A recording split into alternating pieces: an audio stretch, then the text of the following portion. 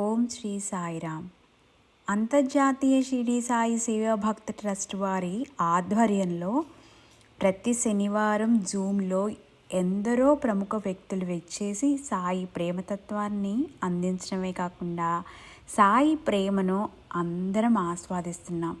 మీరందరూ కూడా జూమ్లో పాల్గొనాలని, లేనివారు యూట్యూబ్లో చూసి బాబా ప్రేమను పొందుతున్నారని భావిస్తున్నాం. అంతేకాకుండా ఐఎస్ఎస్బిఎస్టి వారి ఎన్నో కార్యక్రమాలని మనము యూట్యూబ్ ద్వారాగా మనం చూడవచ్చు. మరింత సాయి ప్రేమని, సాయి సమర్థతని తెలుసుకోవాలంటే అందరూ ఐఎస్ఎస్బిఎస్టి ఛానల్ని సబ్స్క్రైబ్, లైక్ చేయండి. మీరే కాకుండా మీ బంధుమిత్రులందరినీ కూడా సాయి ప్రేమను పొందేటందుకు షేర్ చేయండి. ఓం సాయిరామ్. మాట్లాడతారు.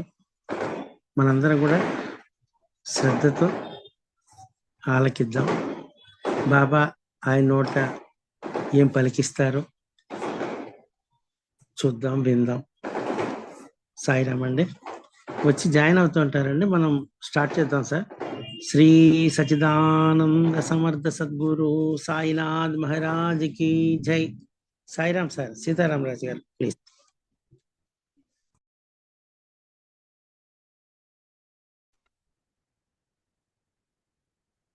నమస్కారం అండి. సాయిరామ్ అండి. వినిపిస్తుందన్నమాట? వినిపిస్తుందండి. నాకు కొంచెం ఒక్క నిమిషం మందిరంలో దూపం జరుగుతుంది, కొంచెం డిస్టర్బెన్స్ వస్తుంది. కొంచెం సార్ వీడియో ఆన్ చేసి చెప్తే బాగుంటుందేమో సార్. వీడియో పాసిబుల్ లేదండి, స్టక్ అయిపోతుంది ఇక్కడ సిగ్నల్ అది కూడా. సరే సరే సరే, ప్రారంభించవచ్చా? అంటే ఏమన్నా మీకు డిస్టర్బెన్స్ వస్తుందా? అంటే ఇక్కడ పక్కన ధూపం సేవ జరుగుతుంది మందిరంలోని. ఏం లేదు సార్, క్లియర్ గానే ఉంది. సరే సరే, ఓకే ఓకే, అలాగే అలాగే. సదాశివనారాయణ సమారంభం వ్యాస శంకరాచార్య మధ్యమం అస్మదాచార్య పర్యంతం వందే గురు పరంపరం. ఓం శ్రీ గురుభ్యో నమః. ఓం శ్రీ సాయినాథాయ నమః. సాయి ప్రేమతత్వం సమర్థత అనే అంశం మీద వాళ్ళ ప్రస్తావించుకునేటువంటి ప్రయత్నం చేద్దాము. సాయి సచేత్ర నిత్య పారాయణ గ్రంథంగా చేసుకుని నిరంతరము సాయి మార్గంలో నడుస్తూ ఉన్నటువంటి అనేక మంది ఉన్నారు. ఇప్పుడు ఈ ఆన్లైన్ లో వినేటువంటి వాళ్ళలో కూడా సాయి సచేత నిశ్చయ పారాయణ గ్రంథంగా చేసుకున్నటువంటి వాళ్ళు, సాయి కథల్లో ఉన్నటువంటి, బాబా కథల్లో ఉన్నటువంటి తత్వాన్ని వాళ్ళ జీవితంలో అన్వయించుకుని నడిచేటువంటి వాళ్ళు ఉన్నారు. అలా ఆ మార్గంలో నడిచేటువంటి వాళ్ళు అందరికీ కూడా నా హృదయపూర్వక నమస్కారం. ఎవరైనా ఏదన్నా మీ సాధన గురించి కానీ, లేదా సాయి సచేత్ర లేదా బాబా తత్వం గురించి కానీ ఏమన్నా సందేహం ఉంటే మనం దాంతో ప్రారంభించుకుందాం. మీకు పారాయణ చేసినప్పుడు కానీ, లేదా మీ సాధన గురించి కానీ, నామజపం చేసేటప్పుడు కానీ, ఈ మార్గంలో ప్రయాణించేటప్పుడు, ఆధ్యాత్మిక మార్గం ప్రయాణించేటప్పుడు వచ్చేటువంటి సంశయాలు కానీ ఏమన్నా ఉంటే కనుక దాని ద్వారా మనం వెళ్దాము. ఎవరైనా మాట్లాడవచ్చు.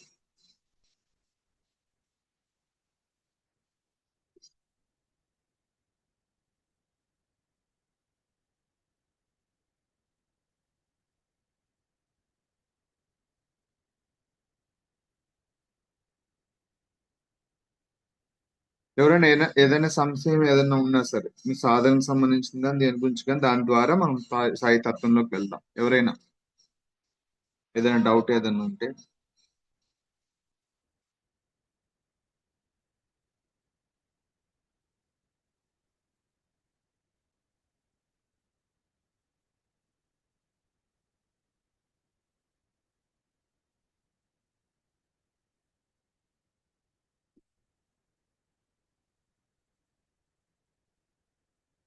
ఈ భారతం అని అనేక మంది యోగులకి పుట్టినిల్లు. ఎంతో మంది మహాత్ములు అవతరించినటువంటి జ్ఞానభూమి భారతం అని. అలా వచ్చినటువంటి దత్తాత్రేయుడి యొక్క సంపూర్ణ అవతారంగా మనకి సాయిబాబాని మనం చెప్పుకోవచ్చు. యోగులు ఎంతో మంది ఉన్నప్పటికీ వారందరూ సమానమే అయినప్పటికీ కూడా, అంటే ఆ భేదం ఎంచడానికి లేదు. యోగి నేను సమానమే అని కృష్ణ పరమాత్మ గీతలో చెప్పినట్టుగా గురువులందరూ కూడా ఒకే స్వరూపం. గురువుకు భేదం లేదు. అది ఏ గురువుని మనం అనుసరించినప్పటికీ కూడా గురుతత్వం అనేటువంటిది ఒక్కటే. గురువు చేర్చేటువంటి గమ్యం ఒక్కటే. గురువు యొక్క అనుభవం కూడా ఒక్కటే. అందరి గురువుల యొక్క అనుభవం కూడా ఒక్కటే అక్కడ. కాబట్టి గురు భేదం అనేటువంటిది ఎప్పటికీ ఉండకూడదని అందరు గురువులు చెప్పినటువంటిది బాబా చెప్పినటువంటిది. అయితే మరి గురు బోధలో మాత్రం వ్యత్యాసం కనిపిస్తుంది మనకి. రమణ మహర్షి కావచ్చు, బాబా కావచ్చు, రామకృష్ణులు కావచ్చు, వారు వ్యక్తం చేసినటువంటి బోధలో ఆ ఆ వ్యత్యాసం మనకి కనిపిస్తుంది. ఎందుకంటే సత్యం ఒక్కటే అయినప్పటికీ కూడా ఆ సత్యాన్ని అనుభవించడానికి మనం వెళ్ళేటువంటి మార్గాలు అనేకంగా చెప్పుకోవచ్చు. ఎందుకంటే ఒక్కొక్క మైండ్ సెట్ కు ఒక్కొక్క మార్గంలా ఉంటుంది. అంటే ఏదైతే సత్యమే నీ స్వరూపంగా ఉన్నప్పటికీ కూడా ఆ సత్యాన్ని అనుభూతి పొందలేక దేహాత్మ భావంతో ప్రపంచంతో తగులుకుని ఉన్నటువంటి జీవుడు ఆ ప్రపంచంలో తగులుకునేటువంటి దాని నుంచి కట్ చేసి ఆత్మవైపు అనుసంధానం చేసే ప్రయత్నంలో రకరకాల బోధ విధానాలు మనకి కనిపిస్తుంది. బాబా విషయాన్ని 60 సంవత్సరాల ద్వారకామాయిలో ఆయన సిద్ధాంతాన్ని ఆయన చెప్పినప్పటికీ కూడా తర్వాత మనందరికీ కూడా భవిష్యత్ తరాలకు అందే విధంగా సాయి సచేత్ర రూపంలో మనకి ఇవ్వటం జరిగింది. ఈ సాయి సచేత్ర అనేటువంటిది పూర్తిగా బాబా అనుమతి ఆశీర్వాదంతో రాసినటువంటిది. బాబా దాన్ని అంగీకరించినటువంటిది. బాబా స్వయంగా తానే చెప్పాడు, ఈ సచేత్ర వాయు విషయంలో నా పూర్తి సమ్మతి కలదు. నీ పనిని నీవు నిర్వర్తించుము, భయపడకు, మనస్సు నిలకడగా నుంచుము, నా మాటలు యందు విశ్వాసం ఉంచుము, నా లీలలు వ్రాసినచు అవిద్య అంతరించిపోవును. శ్రద్ధాభక్తులతో వారిని విన్న వారికి ప్రపంచమందు వ్యామోహము క్షీణించును, బలమైన ప్రేమ భక్తి కెరటములు లేచును. ఎవరైతే నా లీలల్లో మునిగెదరు వారికి జ్ఞానరత్నములు లభించును. ఈ మార్గంలో మనం ప్రయాణిస్తున్నప్పుడు లేదా సచేతనం పారాయణ చేసేటప్పుడు తద్వారా జరిగేటువంటిది ఏంటి అంటే, నా లీలలు రాస్తే నీకు అవిద్యపోతుంది అన్నాడు. అలాగే శ్రద్ధాభక్తులతో వారిని వినిన వారికి ప్రపంచంలో వ్యామోహము క్షీణించును, బలమైన ప్రేమ భక్తి కెరటములు లేచును. కాబట్టి ఎవరైతే నా కథలు ఈ లీలలు ఎవరైతే వింటారో వారికి అమితమైనటువంటి భక్తి కలుగుతుంది. ప్రపంచ విషయాల నుంచి ఆ వ్యామోహము క్షీణిస్తుంది. అంటే ప్రపంచ విషయాల పట్ల తగులుకునేటువంటి మనస్సు లోపల ఉన్నటువంటి ఆత్మ వైపు ప్రయాణించేటువంటి అవకాశం ఉంటుంది అని చెప్తున్నాడు. కథలు లీల ద్వారా మనస్సు ఎలా అంతర్ముఖమవుతుంది? దానికోసం కఠోరమైన తపస్సు అవసరమేమో. దానికోసం మహర్షులు ఆహారం మాని, జలాన్ని మాని, వాయుభక్షణ చేస్తూ లేదా వాయువును కూడా బంధించి కుంభించి ధ్యానాదులు చేసి ఆత్మసాక్షాత్కారం పొందినట్టుగా అనేక చోట్ల కనిపిస్తూ ఉంది కదా. మరి బాబా లీలలు కథలు వింటేనే, నా నామాన్ని జపిస్తేనే మీరు అటువంటి కష్టతరమైనటువంటి ఆత్మజ్ఞానాన్ని మీరు పొందగలుగుతారు. అటువంటి అమితమైనటువంటి ఆ ప్రేమని, ఆనందాన్ని మీరు అనుభవించగలుగుతారు అని బాబా నోటితో చెప్పినటువంటిది. నా మాట నిలబెట్టుకోవటం కోసం నా తలైన వెచ్చేస్తాను. కాబట్టి బాబా మహాత్ములు, యోగులు మాట్లాడేటువంటి మాటల్లో అసత్యం ఉండదు, సత్యమే ఉంటుంది. కాబట్టి కథల ద్వారా, లీలల ద్వారా ఎలా మనసు అంతర్ముఖం అవుతుంది అంటే, ప్రపంచ విషయాల పట్ల ఎలా విముఖత కలుగుతుంది అంటే, భాగవతం కూడా దీన్ని రూఢి చేస్తుంది.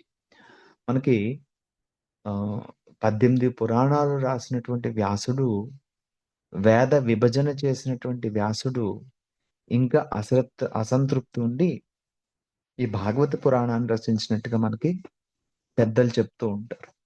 ఈ భాగవతం అంతా కథలు, లీలల ద్వారానే నడుస్తూ ఉంటుంది. తద్వారా ఆ భక్తి పెరిగి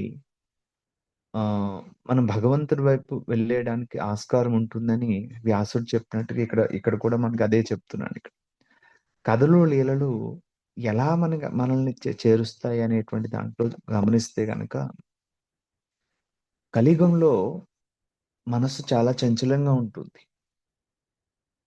అదే త్రేతాయుగాల్లో చూస్తే గనక చలించేటువంటి మనస్సు ఉండదు, నిశ్చలమైనటువంటి మనస్సు ఉంటుంది.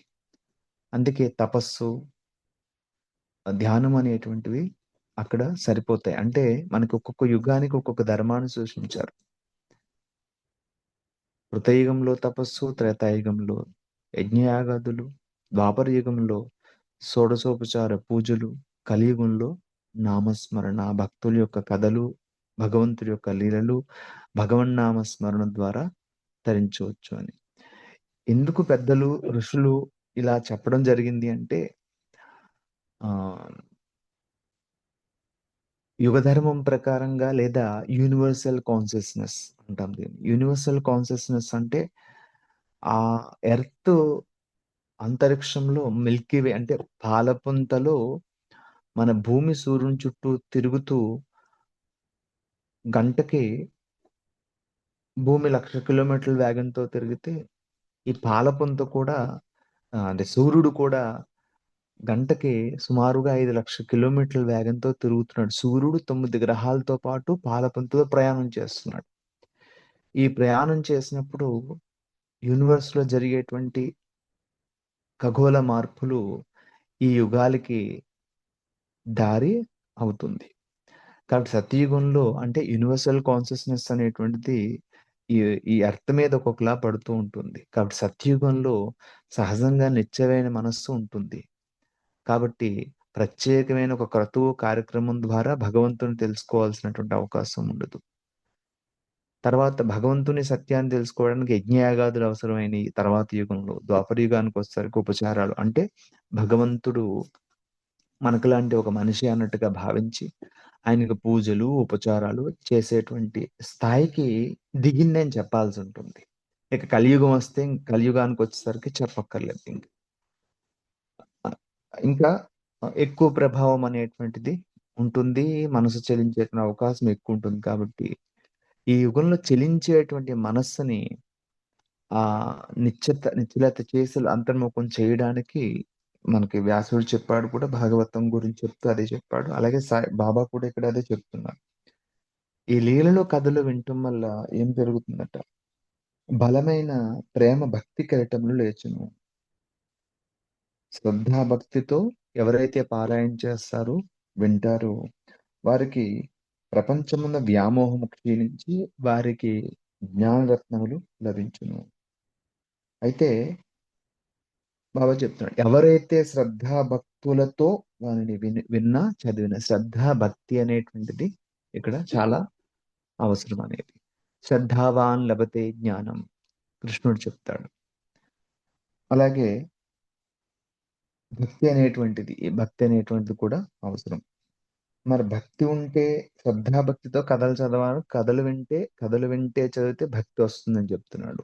భక్తితో కథలు చదవాలి, కథలు లీలలు చదివితే భక్తి వస్తుంది అన్నాడు. ఎందుకు భక్తి ఉంటే చదువుతామా, అది చదివితే భక్తి వస్తుందా అంటే, ఏదేమైనప్పుడు కూడా ముందు మనం ప్రారంభిస్తే భక్తి అనేటి మీద ఆటోమేటిక్ గా వస్తుంది, అంటే ఇష్టం ఏర్పడుతుంది. ఒక వ్యక్తి గొప్పతనాన్ని తెలుసుకున్న ఆ వ్యక్తి మనకి ఏదైనా సహకారం చేసినప్పుడు ఆ సహకారాన్ని గుర్తుపెట్టుకున్న మనకి ఆ వ్యక్తి మీద గౌరవము, ఇష్టము, ప్రేమ కలుగుతుంది. అలాగే భగవంతుడి యొక్క సర్వాంతర్యామిత్వాన్ని, అంటే విశ్వమంతా నిండి ఉన్నటువంటి ఆ పరమాత్మ మన కోసం దిగి వచ్చి చేసేటువంటి ఆ త్యాగానికి, లేదా మన జీవితంలో మనకి మేలు చేసినటువంటి దానికి గుర్తుపెట్టుకున్నప్పుడు, ఆయన గొప్పతనాన్ని గుర్తించినప్పుడు మనకు కూడా భక్తి అనేటువంటిది కలుగుతుంది, ఇష్టం అనేది కలుగుతుంది. అయితే ప్రపంచమందు వ్యామోహం క్షీణిస్తుంది కథలు వింటే అంటున్నారు. భక్తి కలిగి ప్రపంచం యందు అటువంటి ఆ ఎవరైతే నా లీలలో మునిగెదరో వారికి జ్ఞానరత్నములు లభించును. లీలల్లో మునగటం అంటే ఏంటి? శ్రద్ధ భక్తితో కథల్ని ఆ రోజు చరిత్రగా చూడకుండా, అంటే శ్యామాకు ఆ రోజు ఏం జరిగింది, మహాసభకి ఏం జరిగింది, లేకపోతే బాబా ఆ రోజు ఏం చెప్పారు అనే దాంట్లో, ఆ కథలో లీలల్లో అప్పుడు ఏం జరిగిందని ఒక హిస్టరీలా కాకుండా, ఆ కథ ద్వారా, ఆ లీల ద్వారా బాబా బాబా ఏం బోధించాడు, అది ఏ బోధని ఆ కథల ద్వారా ఇప్పుడు మనకు అందిస్తున్నాడు. అది భాగవత కథలు కావచ్చు, మరొక ఆ పాండురంగుడు భక్తుల యొక్క కథలు కావచ్చు, లేదా నాయనార్ల కథలు కావచ్చు, లేదా ఆళ్వార్ల కథలు కావచ్చు. ఏ కథలు విన్నప్పటికీ కూడా అక్కడ అది చరిత్రగా కాకుండా అందులో ఉన్నటువంటి మునిగిన వారికి అన్నాడు. నా లీలల్లో మునిగిన వారికి. మునగటం అంటే సముద్రం అడుగున ముత్యాలు, రత్నాలు ఉంటాయి. దాన్ని మునిగితేనే మనకవి దొరుకుతాయి. పైపైన తేలితే దొరకదక్కడ. కాబట్టి శ్రద్ధతోని, భక్తితోని అది ఏ గ్రంథాన్ని పఠించినప్పటికీ కూడా, అంటే వారం రోజులు ఈ గ్రంథం పారాయణ చేస్తే ఇటువంటి ఫలితం వస్తుంది. కాబట్టి బలవంతంగా ఇది కంప్లీట్ అయిపోయింది, ఈ వారం రోజులు అనేటువంటిది కొన్ని కొన్ని సందర్భాల్లో కనిపిస్తూ ఉంటుంది. అంటే అక్కడ తెలుసుకోవటం అనే దానికన్నా ఏదో ఒక ప్రక్రియలాగా యాంత్రికంగా జరిగేటువంటి అవకాశం ఒకవేళ ఉంటే గనక ఆయన చెప్తున్నాడు. దీంట్లో మునిగితే అద్భుతమైన రత్నాలు దొరుకుతాయి అంటాడు. ఎందుకు దొరుకుతాయి? ఏ రత్నాలు దొరుకుతాయి? జ్ఞానం అనేటువంటి రత్నాలు మనకిక్కడ దొరుకుతాయని బాబా వివరిస్తున్నాడు. కాబట్టి శ్రద్ధా భక్తితో మనం అందులో ఏం చెప్పాడు, బాబా మనం ఎలా ఉండాలి అని ఆయన ఆ కథ ద్వారా చెప్తున్నాడు. ఇలా పరిశీలించినప్పుడు మనకు అందులో ఉన్నటువంటి అమూల్యమైనటువంటి రత్నం దొరుకుతుంది. అది మనం జీవితంలో ఆచరించడానికి, తద్వారా ఫలితాన్ని పొందడానికి ఆస్కారం ఉంది. అలాగే ఆయన చెప్తున్నాడు, ప్రేమతో నా నామం ఉచ్చరించిన వారి కోరికలన్నీ నెరవేరుస్తాను. ప్రేమతో నా నామం ఉచ్చరించిన వారి కోరికలన్నీ నెరవేరుస్తాను. అసలు నామం చెప్తే కోరిక ఎలా తీరుతుంది? నామం చెప్తే అసలు కోరిక ఎలా తీరుతుంది? నాకు ఉద్యోగం కావాలి. మరి చదువుకుంటే కదా నా ఉద్యోగం వస్తుంది. నామం చెప్తే ఉద్యోగాలను కోరిక ఎలా తీరుతుంది? నాకు అనారోగ్యం వచ్చింది. దానికి ఔషధం తీసుకుంటే కదా తగ్గుతుంది. నామం చేస్తే ఎలా తగ్గుతుంది? నాకు డబ్బు కావాలి. డబ్బు కావాలనే కోరిక తీరాలంటే నామం చేస్తే మరి నాకు డబ్బు ఎలా వస్తుంది? నేను వ్యాపారము, ఉద్యోగము, వ్యవసాయము, ఇంకొక పని చేసి డబ్బు సంపాదించాలి కదా అక్కడ. నామాన్ని చేస్తేనే కోరికలన్నీయు అన్నీ అని చెప్పేసి అక్కడ బాబా చెప్తే, మరి ఆయన అంత సమర్థుడా? అది ఎలా సాధ్యమవుతుంది? అంటే ఇక్కడ ఇక్కడ ఓ మాట అన్నాడు బాబా. నా నామం ఉచ్చరించిన వారి కోరికలన్నీ నెరవేరుస్తానని లేదు. భక్తితో, ప్రేమతో నా నామం ఉచ్చరించిన వారి కోరికలన్నీ నెరవేరుస్తాను. ప్రేమతో ఉచ్చరించిన వారి కోరిక. మరి అంతటి ప్రేమ అనేటువంటిది ఎప్పుడు కలుగుతుంది? అంతటి ప్రేమతో కలిగినటువంటి అయితే ఇక్కడ మరి మహల్సాపతి గర్భదారిద్ర్యం అనుభవించాడే. బాబా రోజుకొచ్చిన తన సంపాదనలో బడే బాబా లాంటి వారికి రూ. 50 వరకు ఇచ్చాడని విన్నామే. ఇంకెవరికో కొంత కొంత వచ్చినటువంటి ధనాన్ని ఆయన దానంగా పంచిపెట్టాడే. మరి నిరంతరము కూడా భక్త అని పిలిచినటువంటి మహాల్సాపతి అంత దరిద్రం అనిపిస్తున్నప్పుడు ఆయనకి ఎన్నో సమస్యలు, కోరికలు ఉంటే బాబా ఎందుకు తీర్చలేదు? మరి నామం చెప్తేనే తీరుస్తానన్నప్పుడు నామం చెప్పడమేనా? నిరంతరం ఆయన సమక్షంలో ద్వారకామాయిలో ఆహారం సిద్ధమవగానే మహల్సపతికి పంపించేటువంటి వాడే. ముగ్గురు కూడా తాత్య, మహల్స, బాబా పడుకునేవారే. ముగ్గురు కలిసి పడుకునేవారు ద్వారకామాయిలో. నిరంతరం మాట్లాడుకునేవారే. మరి ఎందుకు తీర్చలేదు బాబా? మరి ఇక్కడేం వాగ్దానం చేశాక ప్రేమతో నామం అంటే భక్తి లేదా మహల్సాపతికి? ప్రేమ లేదా అక్కడ? మరి భక్త అని ఎందుకు పిలిచాడు? మహల్స అని పిలవచ్చు కదా. భక్త అని పిలిచినటువంటి వేళ్లతో లెక్కపెట్టేటువంటి బాబా భక్తుల్లో మనకు ప్రథంగా ఉన్నటువంటి వాడు మహల్సాపతే. ఈరోజు సాయిబాబా అని మనం పిలుస్తున్నామంటే ఆ పేరు ఆయన చేత నామకరణం చేయించుకున్నాడు కదా మహల్సాపతి ద్వారా. అలా మహల్సాపతితో అంత అనుబంధం ఉన్నటువంటి, నిత్యం ఉన్నటువంటి వారి బాబా మరి ఎందుకు ఆ కోరిక తీర్చలేదు? అంటే ఇక్కడ అర్థం చేసుకోవాలి మనం. ఆ, ఏమన్నాడు ఇక్కడ? ప్రపంచ విషయములు యందు విముఖత కలుగుతుంది. నా భక్తి, నా యొక్క కథలు చదివిన ప్రపంచ విషయాలందు ఆసక్తి తగ్గుతుంది. వాళ్ళకి అమితమైనటువంటి భక్తి కలుగుతుంది అంటున్నాడు. మరి కోరికలు అన్నీ తీరుస్తున్నాడు అంటే ఆధ్యాత్మిక కోరికలన్నీ తీరుస్తాడా? ప్రాపంచికమైన విషయం కోరికలు మాత్రమే తీరుస్తాడా? లేదా అవి తీర్చడా, ఇది తీరుస్తాడా అంటే కనుక అన్ని కోరికలు అన్నాడు ఇక్కడ. అయితే సచేతల్లో మరొకసారి మనం చూసినప్పుడు జాగ్రత్తగా పరిశీలిస్తే అర్థమవుతుంది. నా గురువు తీసుకో తీసుకో అంటున్నాడు, మీరేమో తే తే అంటున్నారు. నా దగ్గర ఆధ్యాత్మిక భాండాగారము చాలా ఉంది, పొంగి పొర్లుతుంది. మీకు కావలసినటువంటి వారు బండ్లు తీసుకొచ్చి తీసుకువెళ్ళండి. నా గురువు నన్ను తీసుకో తీసుకో అంటున్నాడు, మీరేమో తే తే అంటున్నారు అని ఒక చోట చెప్తాడు అక్కడ. ఇంకొక చోట మీరు అడిగేది నేను ఇస్తాను, నేను ఇచ్చేది మీరు అడిగేంత వరకు.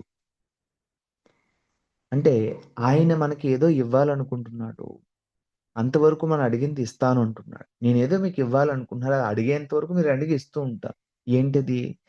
శాశ్వతమైనటువంటి ఆనందము, ఆత్మానంద స్థితి లేదా శాశ్వతమైనటువంటి ఆనందం అనేటువంటిది. అకారణానందం. ఒక కోరిక కోరితే అది తీరితే ఇంకొక కోరిక పుడుతుంది. ఒక కష్టం పోతే ఇంకొక కష్టం వస్తుంది. ఈ దేహం పోతే ఇంకొక దేహం వస్తుంది. మళ్ళీ ఇదంతా కొనసాగుతూనే ఉంది. ఈ పునరపి జననం, పునరపి మరణం, జఠరే శయనం అన్నట్టుగా. మరి శాశ్వతమైనటువంటి అకారణానందం అంటే ఏ కారణము లేనటువంటి, దేనితోని అప్రమేయ స్వప్రకాశ, దేనితోని ప్రమేయం లేకుండా స్వయంగా ప్రకాశించేటువంటి శక్తి ఆత్మరూపంలో నీలో ఉంది.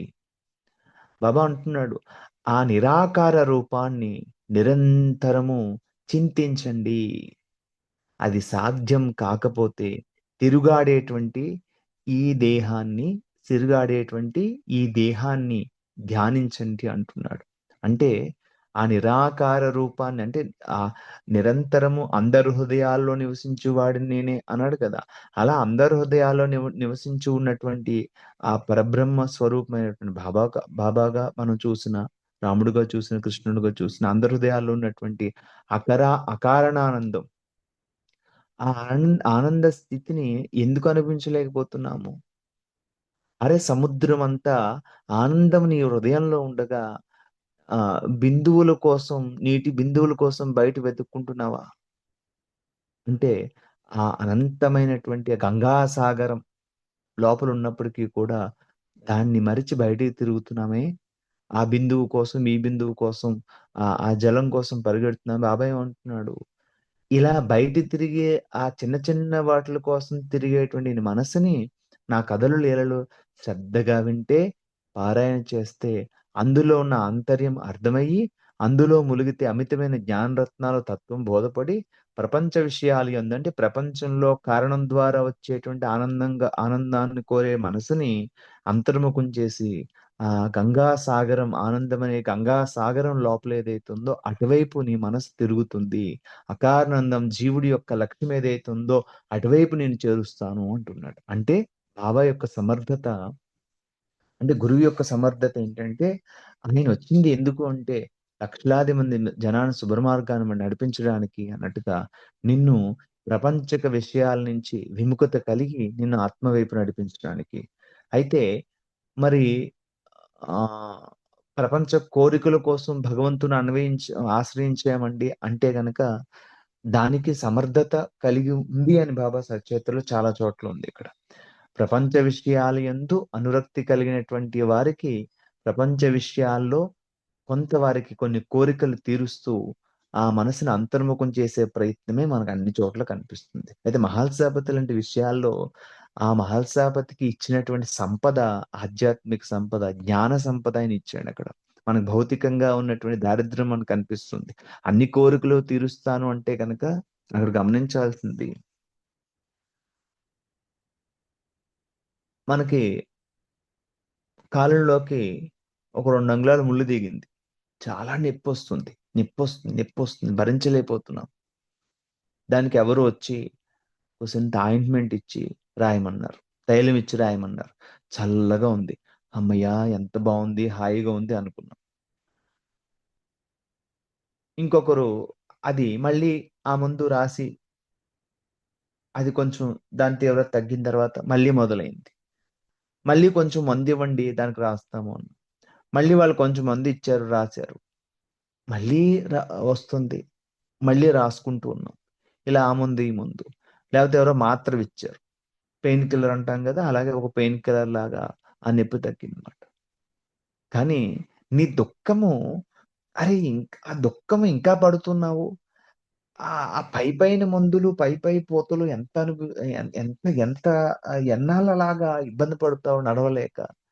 క్షణము దుఃఖమే కదా! అని సమర్థ సద్గురువులు వీళ్ళందరూ కూడా, "అరేయ్! నీ దుఃఖానికి కారణము లోపల ముల్లుంది. ఎంత లోతుకి దిగిందో అంత లోతు నుంచి చీరి దాన్ని బయటికి తీసేస్తే ఇక నీకు దుఃఖం అనేదే లేదు. బాధ అనేది లేదు. అలాగే హృదయాంతరాల్లోకి అజ్ఞానము, దేహాత్మ భావం అనే దుఃఖం హృదయ లోతుల్లోకి వెళ్ళిపోయింది. దాన్ని బాబా ఈ విశ్వాసముంచు, శ్రద్ధతో చూడు, భక్తిని కలిగి ఉండు, లేదు అంటే ఇంకా బాబా ఇలా ఉండు అని చెప్తూ ఉంటే, ఎందుకు ఆయనకెందుకు మనం ఇవన్నీ చేస్తేని? నా మీద విశ్వాసం ఉంచు, నేను రక్షిస్తాను అంటే, ఏమన్నా వీళ్ళు రాజకీయ నాయకుల్లాగా, లేకపోతే ఈ గురువులందరూ కూడా నాకు ఇన్ని లక్షల భక్తులున్నారు, ఇన్ని వేల మంది భక్తులని చెప్పుకోవడానికా? అంటే మేమందరం ఈ ఫాలోవర్స్ అని మనం చెప్పుకుంటే, బాబా భక్తులు ఎక్కువుంటే బాబాకేమన్నా వస్తుందా? రమణ మహర్షి ఫాలోవర్స్ ఎక్కువుంటే రమణ మహర్షికేమన్నా వస్తుందా? అలా ఏమన్నా మా గురువులందరూ కూడా మీరు నన్ను నమ్మండి అంటే, ఓహో! వీళ్ళందరూ కూడా అంటే ప్రపంచంలో అదే కదా జరుగుతుంది. ఒక గుంపు, ఒక మతం, ఒక కులము, ఒక జాతో, ఒక గుంపును పోగేసుకొని ఎవరెక్కువ గుంపుంటే వాళ్ళు గొప్ప అన్నట్టుగా, ఇక్కడ అలా గొప్పతనం పెరుగుతుందా గురువుకి?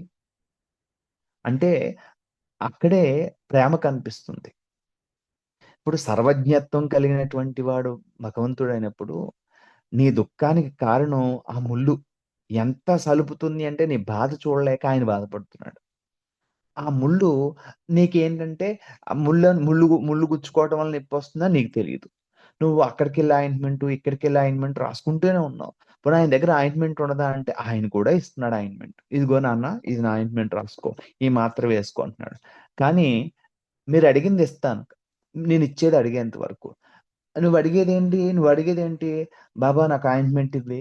బాబా నాకు కొంచెం మందివ్వి, మాత్రివ్వి తగ్గుతుందంటే. అలాగే ప్రపంచంలో ఈ ధనము, ప్రపంచ వస్తువులేవైతే ఉన్నాయో ఇవి వద్దా అంటే ఇవన్నీ అవసరాలు. ఇవన్నీ మనం సంపాదించుకోవాలి. తినడానికి తిండి కావాలంటే డబ్బు కావాలి. సరైన వస్త్రం కావాలి. ఉండాలి. కానీ ఒక్కసారి పరిశీలిస్తే మనం అంతవరకే ఆగుతున్నామా?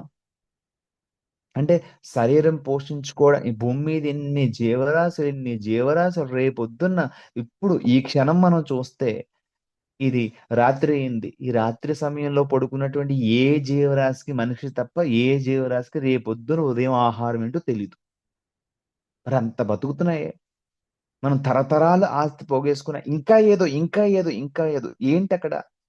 అంటే బాబా నాకు దుఃఖం, లోపల వెలితి, అసంతృప్తి. ఈ అసంతృప్తితో గురువుల దగ్గరికి వెళ్ళి నాకు ఆ కోరిక తీర్చు, ఈ కోరిక తీర్చు, లేకపోతే ఈ ఆయింట్మెంట్ పూసుకుందాం, ఆయింట్మెంట్ పూసుకుందాం. గురువు చూస్తున్నాడు. అరే నువ్వు అడిగింది ఇస్తాను. ఆయన దగ్గర ఆయింట్మెంట్ లేకుండా పోలేదు. నీ కోరికలు తీర్చే సమర్థత ఆయన దగ్గర లేకుండా పోలేదు. అయినా అయితే ఇక్కడ కోరికలు తీర్చడానికి కూడా భగవంతుడు అవసరమైతే ఎవరితోనో అంటాడు, నీకెంత ఇవ్వనురా, ఇంక నా శరీరాన్ని కోసుకోవడానికి నీకు ఇచ్చాను కదా అంటాడు.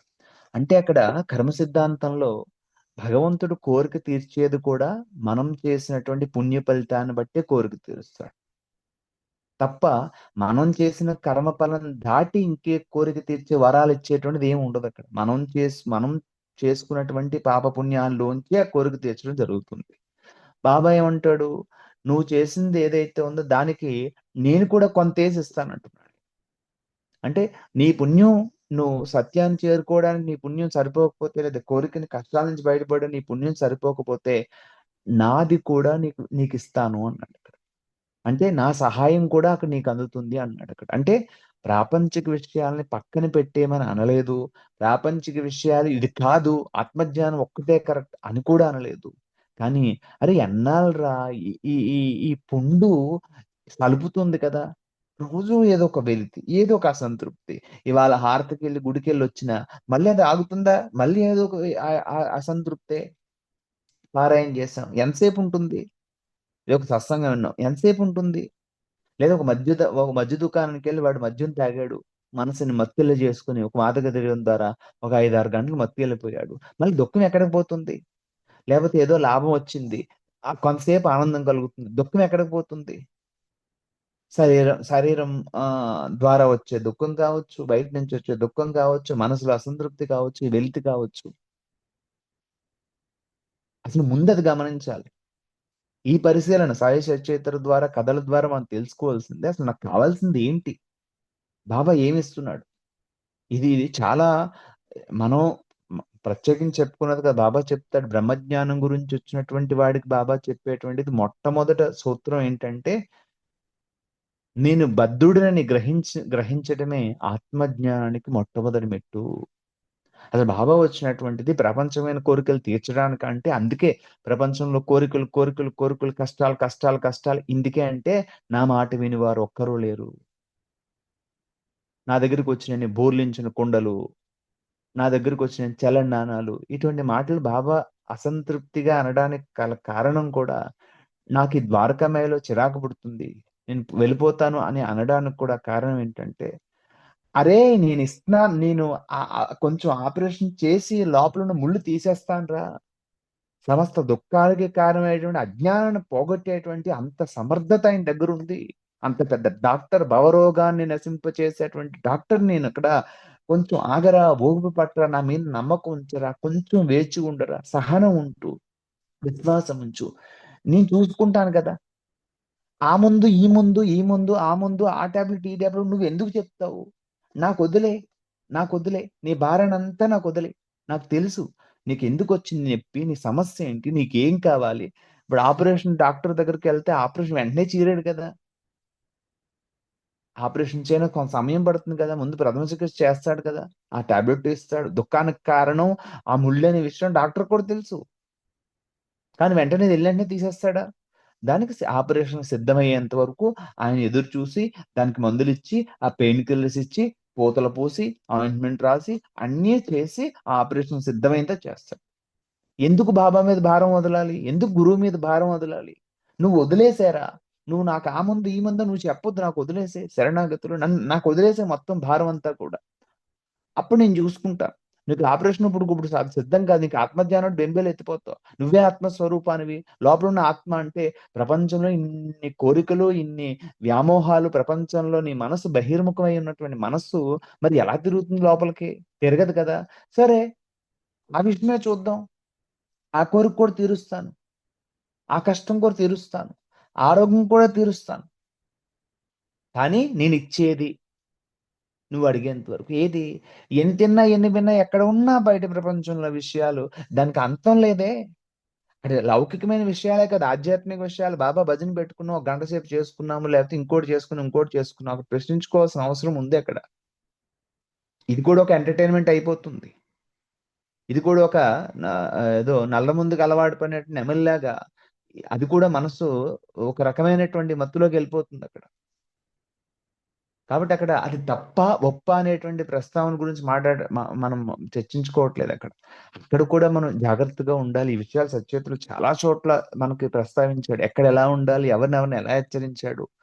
బాబా బాబా నువ్వు నాకు తప్ప నువ్వెవరూ లేరు, దిక్కు లేదు, నువ్వు నీ దగ్గర ఉంటే నాకు చాలు, నాకు వేరే ఏం వద్దు అంటే బాబా భక్తుల్ని మచ్చింద్ర గడికి ఎందుకు అక్కడ పంపించాడు కదా. అక్కడ ఉన్నటువంటి వాతావరణం అంతా అక్కడ కుదిరి ధ్యానం కుదిరి బాబా మళ్ళీ అక్కడ కనిపించి అక్కడికి తేడా ఏముందని ఎందుకు పంపించాడు అక్కడ. అంటే ఈ భక్తి మార్గంలో కూడా భగవంతుడి పేరు చెప్పి కూడా మనం దారి తప్పుతుంటే ఆయన సరి చేశాడు అక్కడ. కాబట్టి మనం భగవంతుడి మార్గంలో వెళ్ళిపోతున్నాం, ఉత్తమ మార్గంలో వెళ్ళిపోతున్నాం అని కాదు అక్కడ. ఏది నీ మనసుని బహిర్ముఖం చేస్తుందో, ఏది నీ మనసును అంతర్ముఖం చేస్తుందో ఈ విషయం భగవంతుడికి తెలుసు, గురువుకు తెలుసు. కాబట్టి ఆ బహిర్ముఖం చేసేటువంటిది ప్రతి వారం నేను గుడికి వెళ్తాను, ప్రతి వారం బాబా దగ్గరికి వెళ్తాను, లేకపోతే ఇలా అహంకారం పెరిగిన వాళ్ళు కూడా ఉన్నారు. ఎందుకు లేరు? ఎంతమంది లేరు? బాబా పేరు చెప్పి ఎకరాలు కూడబెట్టి, బాబా పేరు చెప్పి, గురువు పేరు చెప్పి ఎన్నో కార్యక్రమాలు చేసినటువంటి వాళ్ళు ఎంతోమంది కనిపిస్తున్నారు అక్కడ. మరి అవన్నీ బాబా చెప్పాడా? ఆ హంగు ఆర్భాటాలు బాబా చెప్పాడా? అన్నాడా బాబా? ఎవరి అహంకారం రాలిపడుతుందో వారి ద్వారా నా కార్యాలను నెరవేర్చేసుకుంటాను. ఈరోజు బాబా చెప్పి బాబా చేయిస్తున్నాడని ఎంతో మంది కార్యక్రమాలు చేస్తున్నారు. మరి బాబా సిద్ధాంతం ద్వారా తనుస్తున్నాయి అక్కడ. మరి బాబా ఏం చెప్పాడు? ఎవరి అహంకారం రాలిపడుతుందో వారి ద్వారా నా కార్యాలు నెరవేర్చుకుంటాను. ఇదిగో ఈ నేను పడిపోతే అప్పుడు బాబా ప్రవేశిస్తానంటున్నాడు. చూడండి అక్కడ మనం ఇందాక చెప్పిన ఉపమానంలో ఆయన సమర్థుడు, నీ సమూలమైనటువంటి కొన్ని ఎన్నో జన్మల నుంచి తెచ్చుకున్నటువంటి అజ్ఞానం అనేటువంటిది మూలం ఏదైతే ఉందో అన్ని దుఃఖాలకి కారణము, ఈ జనన మరణ చక్రంలో నిన్ను పడవేసేటువంటిది, ఈడ్చేటువంటిది, ఈ దుఃఖ సాగరంలో ముంచేటువంటిది ఏదైతే ఉందో దాన్ని తొలగించడానికి ఆయన సమర్థుడు. ఆయన వచ్చింది అందుకే.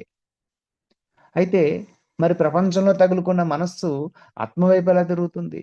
తిరగదు. కాబట్టి ఆ ప్రపంచంలో ఉన్న విషయాలను కూడా శాంతింప చేస్తాడు. బాబా దగ్గర ఉన్న సమర్థత అది. ఒక్క ఆత్మజ్ఞానం చెప్పి వదిలేయలేదు అక్కడ. ప్రపంచంలో ఉన్నటువంటి తగులుకున్న మనసుకి ప్రపంచంలో సాంత్వన కోసం ఎంత అంటే చిన్న చిన్న విషయాలు కూడా తీర్చాడు. బాబా నాకు ఈ రోజు ఈ కూర తినాలందంటే, ఓ తిను. ఈ కోరిక తినడం ద్వారా నువ్వు శాంతను పొందితే అప్పుడు తర్వాత చూసుకుందాం జర్నీ అనేటువంటిది ఆ ప్రపంచ విషయాలు కూడా చేస్తాం. దానికోసమే బాబా ఉన్నాడంటే అది మనం ఎంతవరకు న్యాయం అనేది మనం ఆలోచించుకోవాల్సి ఉంటుంది. అయితే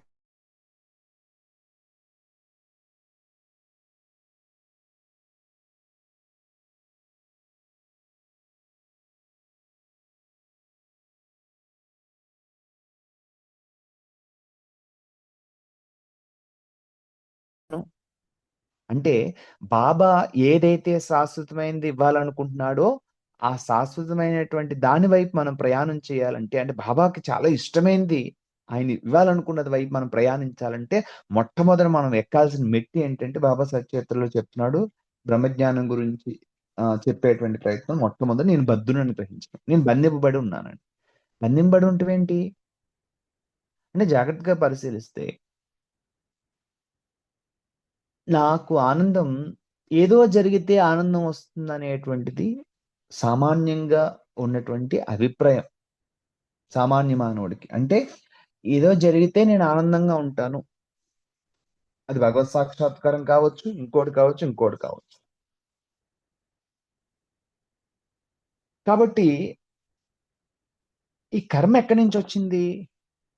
అజ్ఞానం వల్ల. అజ్ఞానం అంటే అసలు వాస్తవం తెలియకపోవటం వల్ల. ఏది సత్యమో, ఏది అసత్యమో, ఏది ఆత్మనో, ఏది అనాత్మో, నా స్వరూపం ఏంటో, నేనెవరు, ఈ ఏ విషయాలు కూడా నీ పట్ల నీకు జ్ఞానం లేకపోవటమే అజ్ఞానం. ఈ అజ్ఞానం వల్ల వెలితి పుట్టింది. అంటే ఆ పూర్ణమైనటువంటి ఆత్మ వస్తువుని మర్చిపోవటం వల్ల అసంపూర్ణం కలిగింది. ఆ వెలితి చూడండి. ఒక్కసారి మనం ప్రొద్దుట లేచి రాత్రి పడుకునేంత వరకు నిరంతరం ఏదో ఒక వెలితి ఉంటుంది. ఆ వెలితిని ఫిల్ చేసుకోవడం కోసం ఆ వెలితిలోంచి కోరిక పుట్టింది. ఆ కోరిక నుంచి కర్మ పుట్టింది. ప్రతి జీవుడికి జరిగే ప్రాసెస్ ఇది ఇక్కడ. ఆ వెలితిలోంచి, ఆ అసంతృప్తిలోంచి కోరిక పుట్టింది. కోరిక పుట్టింది. ఎందుకు కోరిక పుట్టింది? ఆ వెలితిని తీర్చుకోవడానికి. ఎలా తీర్చుకుంటే ఆ వెలితనేది? అంటే గతంలో నువ్వు అనుభవించిన అనుభవాలు ఏవైతే ఉన్నాయో, ఆ అనుభవాల ద్వారా ఓహ్! ఇది తింటే బావుంది, ఇది వింటే బావుంది కాబట్టి మళ్ళీ విందాము, మళ్ళీ విందాం, మళ్ళీ విందాం, మళ్ళీ విందాం, మళ్ళీ తిందాం, మళ్ళీ తిరుగుదాం. ఇలాగా ఈ జన్మ దేహం అయిపోతే ఇంకో దేహాన్ని పట్టుకుందాం. ఇంకో దేహం వదిలిపెడితే ఇంకో దేహాన్ని పట్టుకుందాం. తిరుగుతూ ఉంటుంది. దేనికోసం? ఆ వెలితి అనేది తీరాలి. ఏ వెలితి? పూర్ణత్వం అనేటువంటి ఆత్మతత్వం ఏదైతే ఉందో అంటే ఆ పూర్ణత్వం నుంచి బయటకొచ్చింది. ఆ వెలితి నుంచి కోరిక పుట్టింది. కోరిక నుంచి కర్మ పుట్టింది. మన కర్మ జరిగే దాని వెనకాల అదుంది. కాబట్టి బాబా ఏమంటున్నాడు? ముందు ఆ వెలితిని గుర్తించు. ఏమి మనం గొప్ప బయటి విషయాలేం మాట్లాడుకోవట్లేదు. సచ్చేతులో బాబా స్వయంగా చాలా ముఖ్యమైన విషయం చెప్పినటువంటిది. నువ్వు నా మార్గంలో ప్రయాణిస్తున్నప్పుడు నేను ఏదైతే ఇవ్వాలనుకుంటున్నానో, ఏ ఆనందాన్ని, అమితమైన ఆనందాన్ని, ఆ శాశ్వతమైన ఆనందాన్ని ఇవ్వాలనుకుంటున్నానో, నేను అటువైపు నడిపించాలనుకుంటున్నాను. దానికి మొట్టమొదట నువ్వు గుర్తించు. ఆ వెలితి ప్రపంచ విషయాల నుంచి వస్తుందో రాదో చూడు అంటున్నాడు. మనకి కథలు జాగ్రత్తగా పరిశీలిస్తే అర్థమయ్యేది అదే అక్కడ. ప్రపంచ విషయాల నుంచి తీరుతుందా అంటే ప్రపంచ విషయాలన్నీ శరీరానికి సౌకర్యం అంటే శరీరానికి అవసరాలు తీరుస్తే తప్ప మనసుకి ఆనందాన్ని ఇవ్వట్లేదు. ఈ విషయాన్ని పరిశీలన ద్వారా గ్రహించడం సచేతుడు ఈ కోణంలో చదివితే మనకి ప్రతి చోట బాబా ఎలా హెచ్చరిస్తున్నాడు? ఏ ఏ కథల్లో ఎవరెవరికి ఎలా హెచ్చరించాడు? నేను అనేది లెగిసినప్పుడు అది మహల్సాబత్ కావచ్చు, తాత్యా కావచ్చు, లేపోతే దాస్గున్ మహారాజ్ కావచ్చు. ఎవరి విషయంలో అయినా సరే నేను అనేది లేసినప్పుడల్లా ఒక మొట్టగా ముట్టి అహంకారాన్ని తగ్గించేటువంటి ప్రయత్నం చేసి బాబా నడిపించే విధానం చాలా అద్భుతంగా కనిపిస్తూ ఉంటుంది. కాబట్టి కథలు, లీలలు విన్నప్పుడు ఏమవుతుందంటే బాబా ఏమంటున్నాడు? ప్రపంచ విషయాలందు విముఖత కలుగుతుంది. పైగా ఏమంటున్నాడు?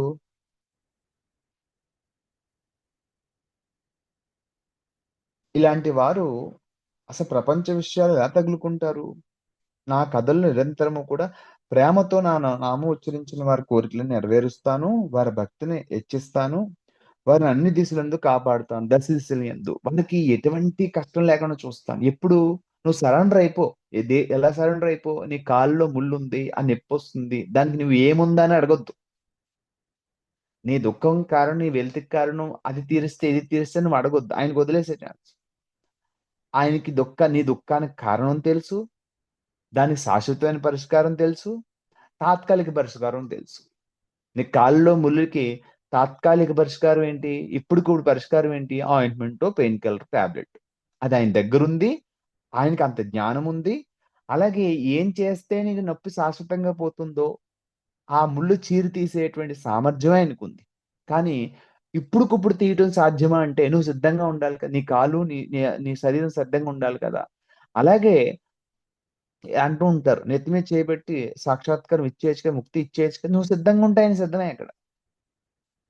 ఏదో ఎవరికో శక్తిపాతం చేశారని హ్మ్, గురువులు అలా మనకు కూడా చేసేస్తే అజ్ఞానం పోతుందా అంటే గనక గురువు దానికి సమర్థుడే.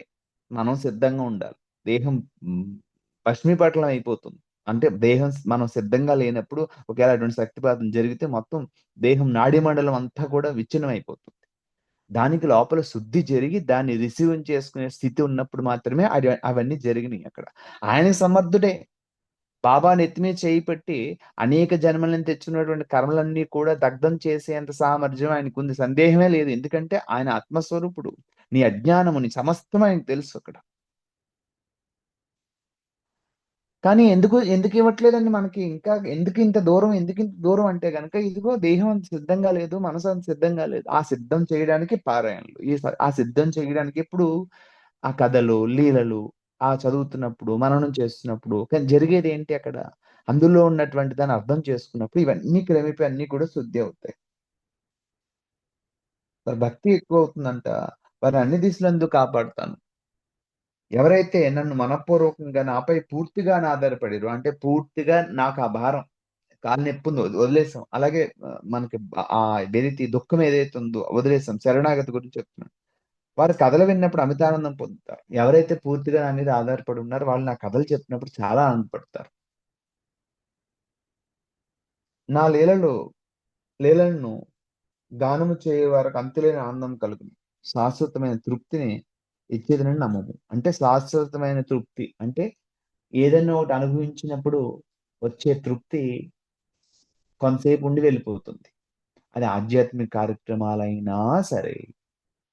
అంటే ఒక కారణం ద్వారా వచ్చేటువంటి తృప్తి, ఆనందం పోతుంది. కానీ బాబా ఏమంటున్నాడు? వారికి శాశ్వతమైన తృప్తినిస్తాను. ఎప్పుడు? నా మీద పూర్తి విశ్వాసం ఉంచి నా మీద వదిలేయి. నా మీద పూర్తిగా ఆధారపడేటువంటి వారు. ఇక్కడ అందుకే దాన్ని శరణాగతి అంటున్నారు. పూర్తిగా అసలు దాన్ని అక్కడ ఇంక రెండోది లేదింకక్కడ. మహాభక్తులు, గుండ్రేపూర్ భక్తులను చూడండి, బాబా దగ్గర ఉన్న భక్తులను చూడండి, ఆ నాయనార్లను చూడండి, ఆళ్వార్లను చూడండి, భక్తుల కథలు చదవండి. బాబా చెప్తున్నాడు, భక్తుల యొక్క కథలు చదవండి. సాయి సచరిత్ర కావచ్చు, మరోటి కావచ్చు, భక్తుల కథల్లో ఆ భక్తులు అంతా రామేచ్ఛ అన్నట్టుగా 2 లేనటువంటి స్థితిలోకి అంటే ఇది ఎందుకు జరిగిందనే ప్రశ్న లేని స్థితికి వెళ్ళిపోతుంది. అంటే ఆహ్, ఏది జరిగినప్పటికీ కూడా ఏదోలే బాబా ఉన్నాడు, రక్షిస్తాడు, చూస్తాడులే, ఆయనే ఉన్నాడులే, చూస్తాడులే అనేది అక్కడ విశ్వాసం కాదక్కడ అసలు. ఆయన సమర్థుడు. ఆయనకి ఆపరేషన్ చేసే జ్ఞానం ఉంది. ఆపరేషన్ చేసేంత వరకు మందిచ్చేటువంటి తెలివుంది. అంటే దానికి ఆయింట్‌మెంట్ పూసేటువంటి ఆ పెయిన్ కిల్లర్ మందు మాత్ర ఇచ్చేటువంటి ఆ తెలివుంది ఆయనకి. ఆయనకి అన్నీ తెలుసు. మరి మధ్యలో నేనిచ్చే సలహా ఏముందింకక్కడ? ఆయనకొదిలేస్తే ఆయన ఎప్పుడు ఆపరేషన్ చేయాలో అప్పుడు చేస్తాడు. అంతవరకు ఏ టాబ్లెట్ ఇస్తాలో ఆ టాబ్లెట్ ఇస్తాడు. అంటే ప్రపంచంలో నాకు ఏ కోరికలు తీర్చాలో ఆయన తీరుస్తాడు. ఏ కష్టాలు గట్టెక్కించాలో ఆయన గట్టెక్కిస్తాడు. ఎంతవరకు? ఆ శాశ్వతమైనటువంటి దుఃఖం పోయేంత వరకు. అంటే అజ్ఞానం పోయేంత వరకు, ఆ దుఃఖం పోయేంత వరకు ఆయన చూసుకుంటాడు. కాబట్టి అది కోరిక, ఇంకోట అన్నీ తీరుస్తా. నా దగ్గర హోమియోపతి ఇస్తాను, అల్లోపతి ఇస్తాను, పసరమందేస్తాను అన్నీ తెలుసు. అన్ని గుణాలు తెలుసు. నీ కాలు నొప్పి తగ్గడానికి. ఇంకెందుకు టెన్షను? మరంత సమర్థత ఉన్నప్పుడు ఆయనకొదిలేస్తే పోతుంది కదా! లేకపోతే ఆ మందివ్వి నాకు, ఈ మందివ్వి, నాకు ఆ టాబ్లెట్ ఇవ్వి, లేతే ఇది పని చేయట్లేదు హోమియో ఇవ్వి. నువ్వు ఎంటర్ అయినప్పుడు ఇంకా ఆయన ఎలా చేయగలుగుతాడక్కడ? ఎందుకు నా మీద నమ్మకం ఉంచు, నా మీద నమ్మకం ఉంచు, నా మీద విశ్వాసం ఉంచు. విశ్వాసం ఏం పనండి ఇక్కడ గురువులందరికిని? విశ్వాసం ఉంచకపోతే ఆయనకేమన్నా నష్టమా? బాబాను మనం నమ్మకపోతే, సద్గురువుని మనం నమ్మకపోతే మనకేమన్నా నష్టమా? మరి ఎందుకు ఈ మాటలు అంటున్నారు? అంటే అది ప్రేమ అంటే. అపార కరుణా సింధు అన్నట్టుగా అపారము అంటే పారము లేనిదంట. ఆ ఒడ్డు లేనటువంటి అమితమైన ప్రేమ మనల్ని చూసి, "అరే! ఎంత బాధపడిపోతున్నావు కదరా! కొంచెం ఓపిక పట్టురా, కొంచెం ఓపిక పట్టురా. నిన్ను ఆ శాశ్వతమైన దానికి తీసుకెళ్తాను. నిన్ను తరింపజేస్తాను." ఎందుకంటే ఆయన సమర్థుడు. మనకు తెలియకపోవచ్చు.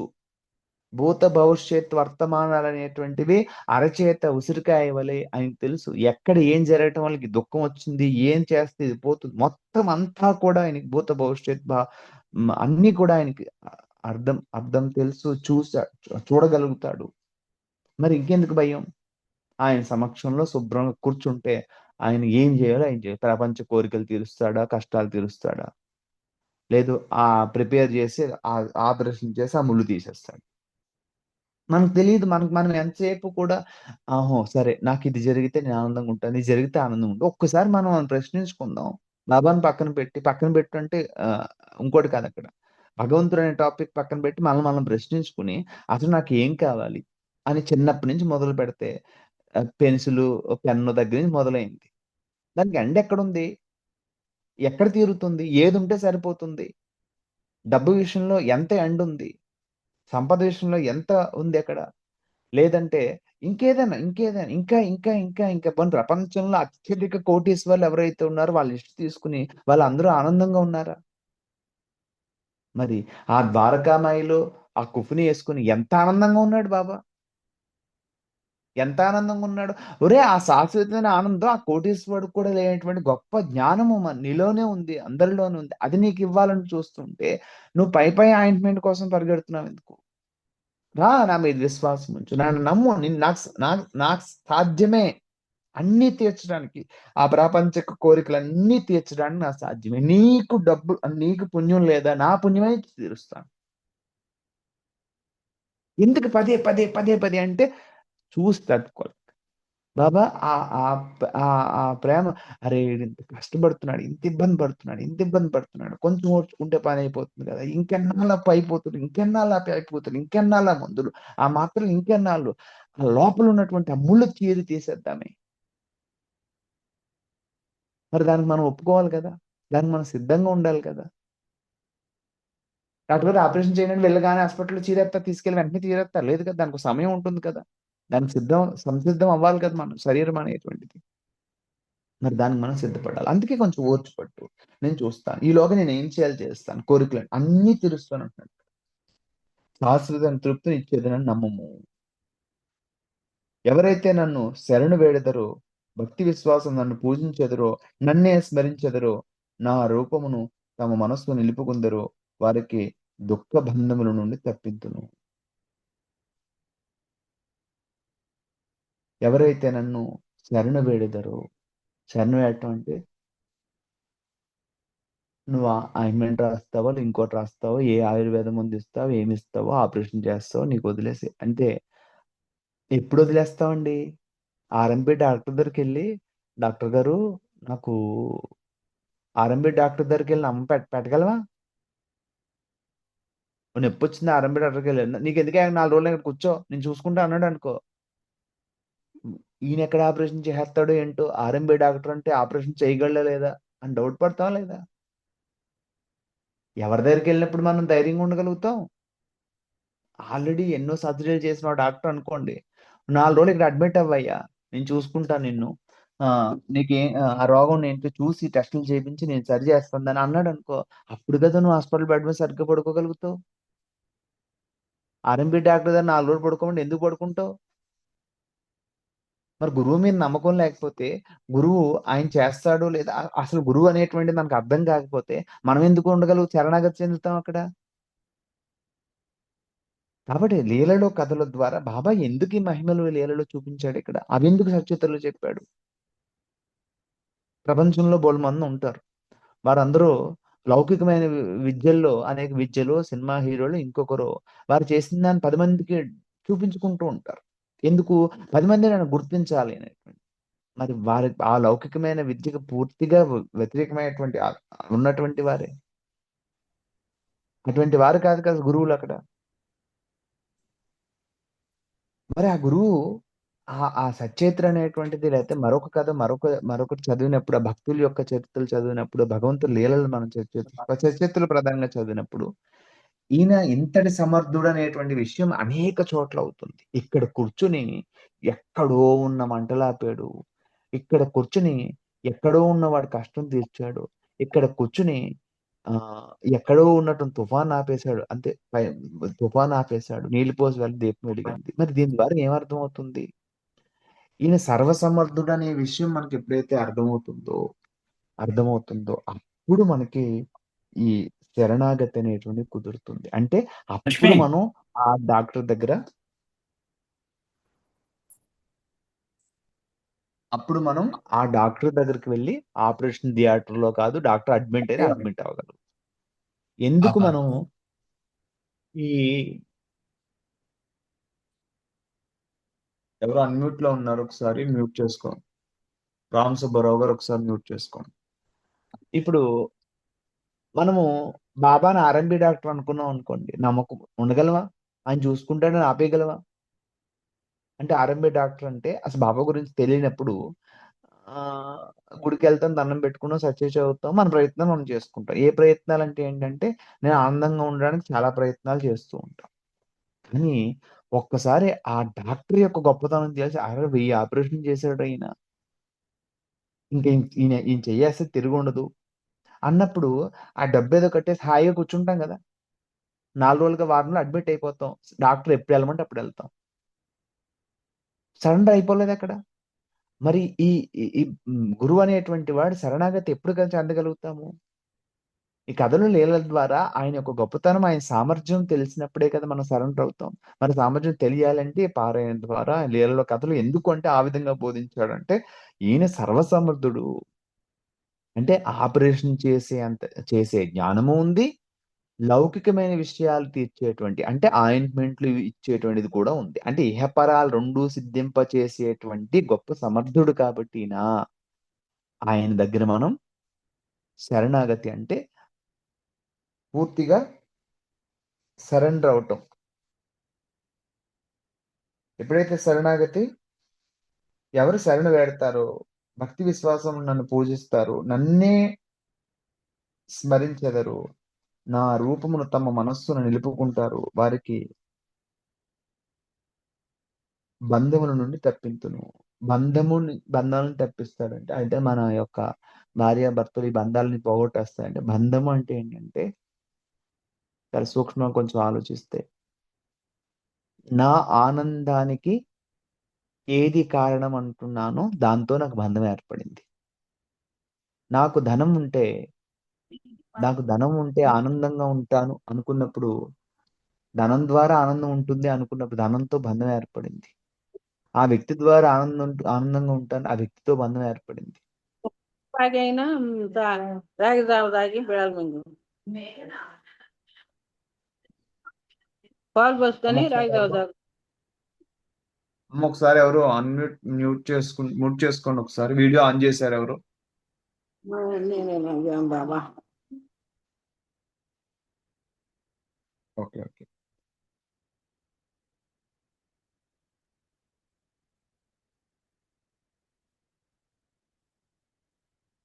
ఎవరైతే ఆ ఎవరైతే నిలుపుకుంటారో ఆ మనసు ఆయన మీద నిలబడుతుందో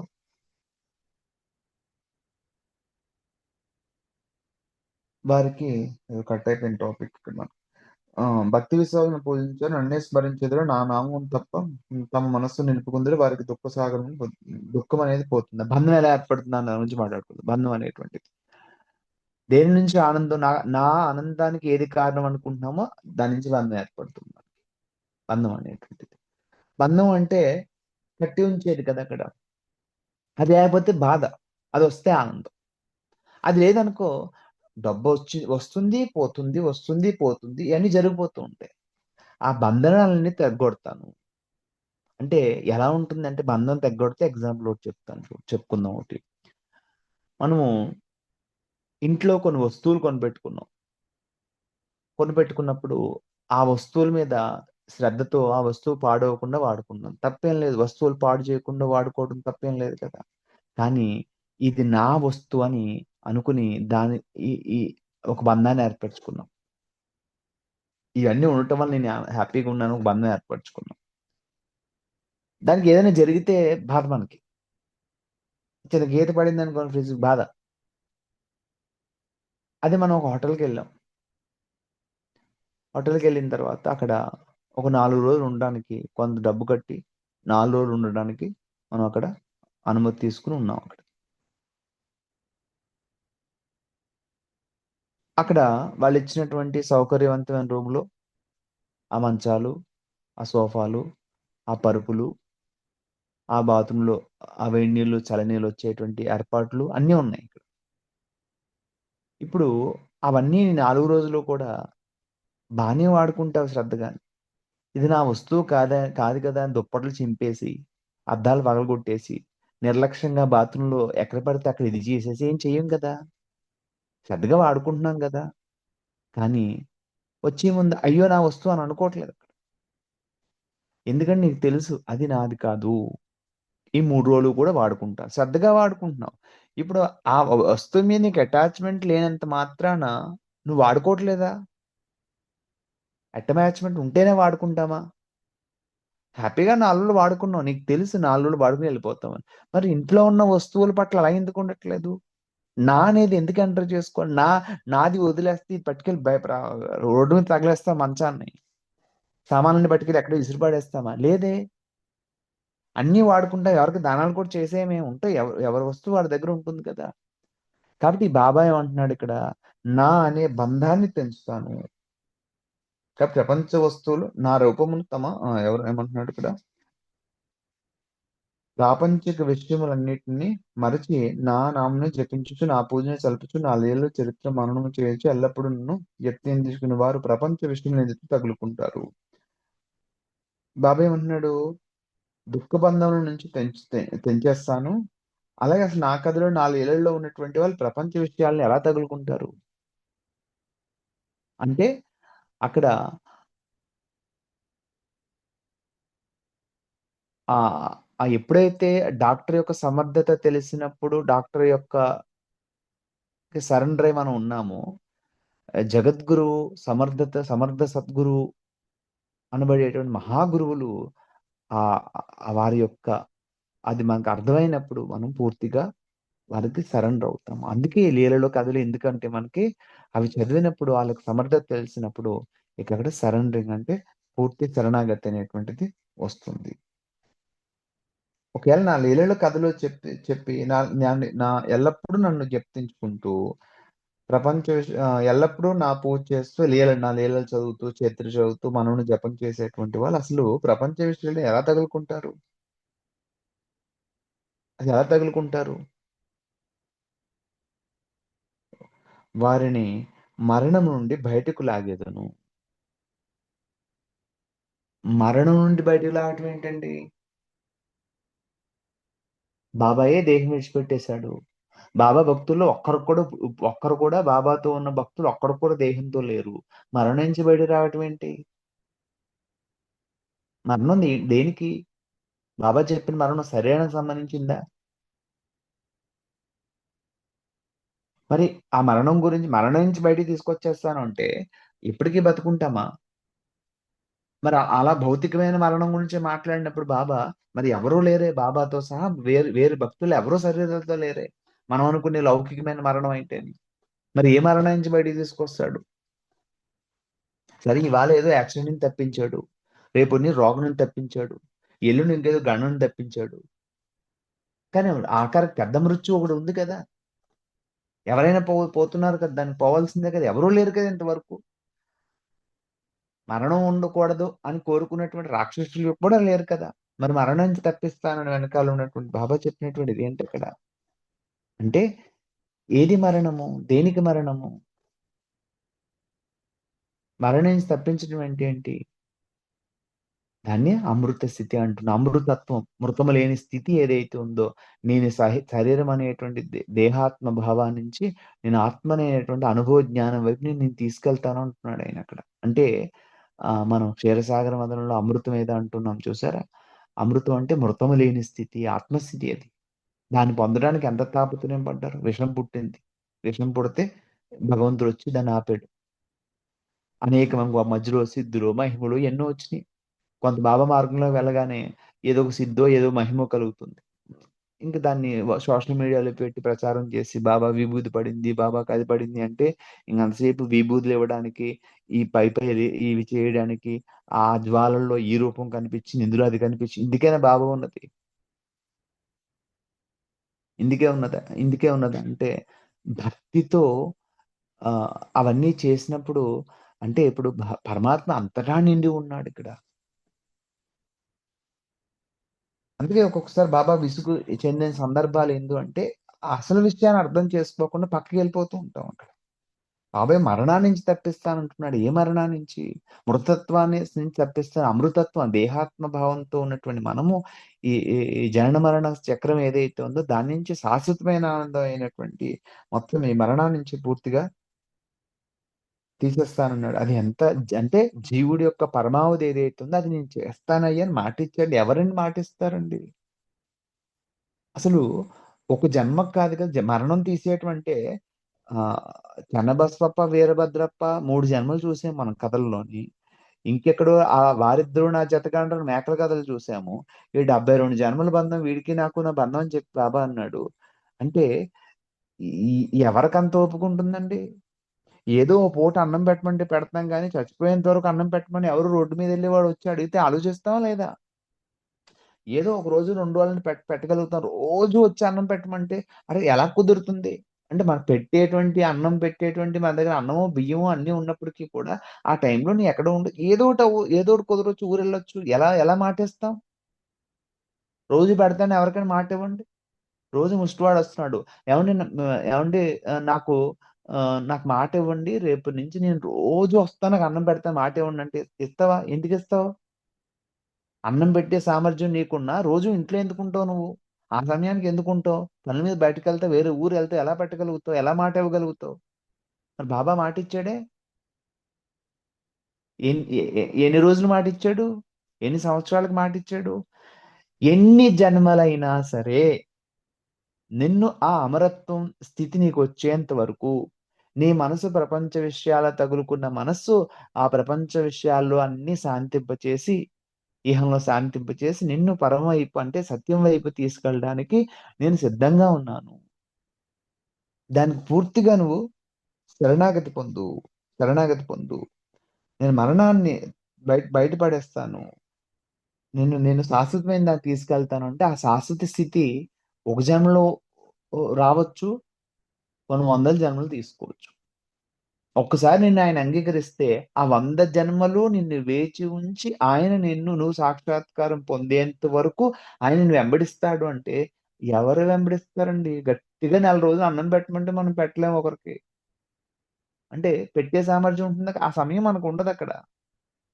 కానీ ఒక జన్మ కాదు కదా! ఎన్ని జన్మలైనా సరే వేచి ఉంటానంటే కథల్లో ఆహ్, చెన్నబాబు వీరబాబు మాట ఇచ్చినందుకు మరి ఆయన ఉన్నాడు కదా! నిలబెట్టుకున్నాడు కదా మాట.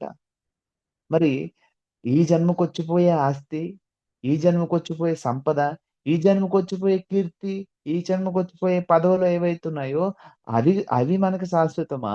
ఎన్ని జన్మలైనా సరే నేను నిన్ను కూడా ఉంటానంటే మరి ఆయన ప్రేమ పొందటము, ఆయనతో ఉండటము, ఆయనతో బంధం ఏర్పరచుకోవడం కరెక్టా? ప్రపంచ బంధాల నుంచి బయటపడి ఏ బంధం మనం ఏర్పరచుకోవాలక్కడ? ఎప్పటికి ఉండేది ఎవరక్కడ? ఆయన మాటలే కదా!